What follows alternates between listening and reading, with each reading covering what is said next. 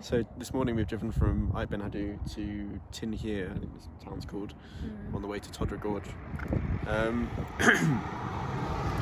Wasn't that much to show on the way. Peace was sleeping a lot of the time anyway, so we just stopped now.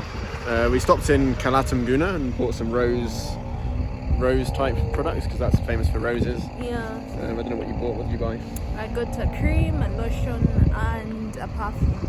Yeah, so we got a few rose type nice things. For you. And then now we're going to Todra Gorge. Later on we'll stop at a mystery stop on the way to Merzouga, which is sort of known as the entrance to the Sahara desert. Yeah. So today is just that journey really. Nice view there across the desert. Yeah. Yeah, so I think that's it. We'll do the next bit at the gorge. Yeah. See you guys. I also Yeah. don't know what the mystery stop is, so stick with us. Stick with me to find out. Yep. So the road seems to just go into this canyon, which is actually quite impressive, isn't it? Because you can't really see where it's supposed to go.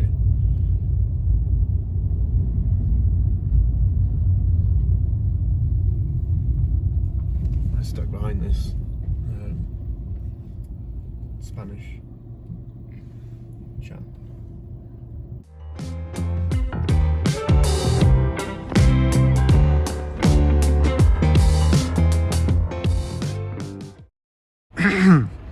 So we've arrived at the gorge at Todra Gorge. It's actually quite amazing. It's no more than probably 15 metres wide at one point, just going straight up for, well, I don't know how high, but yeah, I think probably more impressive than perhaps we expected. We're both kind of desperate to pee, so we're going to have to quickly dash off and find somewhere to go. But yeah, that's the entrance. That's the entrance from the north side, and then we'll do a video in the gorge somewhere. We are at the heart of the Todra Gorge. Very impressive. No. Very impressive. I'm shivering, so I can't talk so loud. It's very cold. I underestimated what it would be.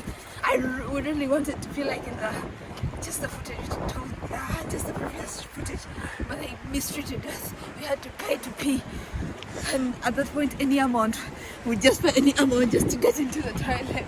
Yeah, but it's very impressive.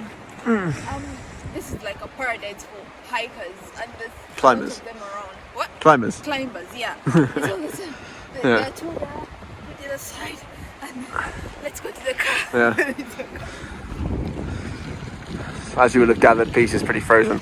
The man wanted us to pay for the toilets. He was yelling, pay for the toilet, pay for a toilet, pay for a toilet, at a distance, like. And there's lots of tourists in the queue. You just think, oh, for goodness sake, like, we're going to pay you, but we're a bit desperate. Can we just pee first? Right. But that seems to be the way, doesn't it, in places particularly touristic.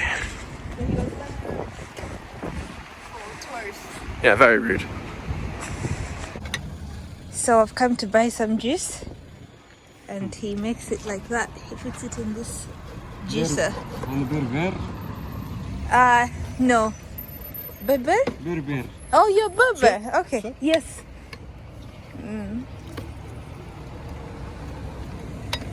Naganya.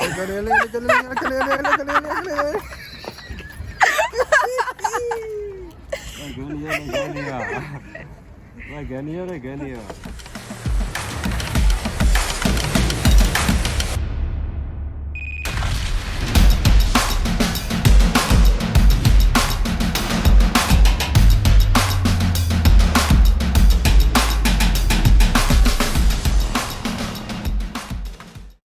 So this is kilometre number 1000 for the trip. We're on a road that branches south from the main road from Ouarzazate to Ereshada. This branches south side towards Al Nif, and you see there's nice mountains around. It's a very good bit of road, and these kind of ridge lines in the distance. But we'll continue to the mystery stop now, and we'll show you on the map later on where these roads are.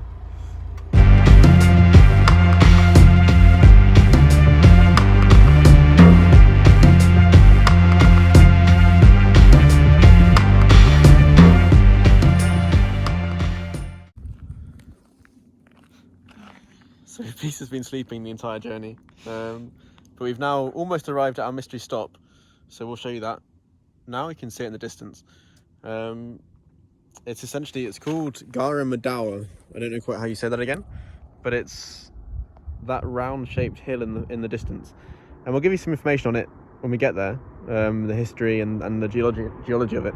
But I've seen various things that say it's people saying that it's a volcano. And I think it's actually in the James Bond film Spectre, as Spectre's lair represented as a volcano, and someone else saying it's a meteorite crater. But we'll give you the real answer when we arrive. And anyone that wants to comment what it looks like from a distance can comment below if it thinks it's a volcano or meteorite crater or something else, and we'll reveal the answer in a few minutes.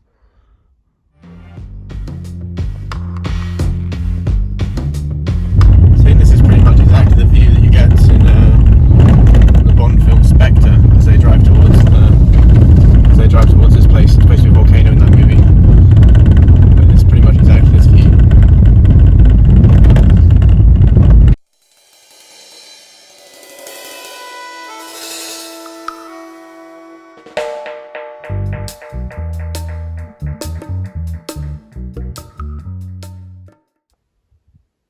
So we've arrived at the top of the Gara Madawa, and I don't know what anyone guessed or what anyone thought this might be.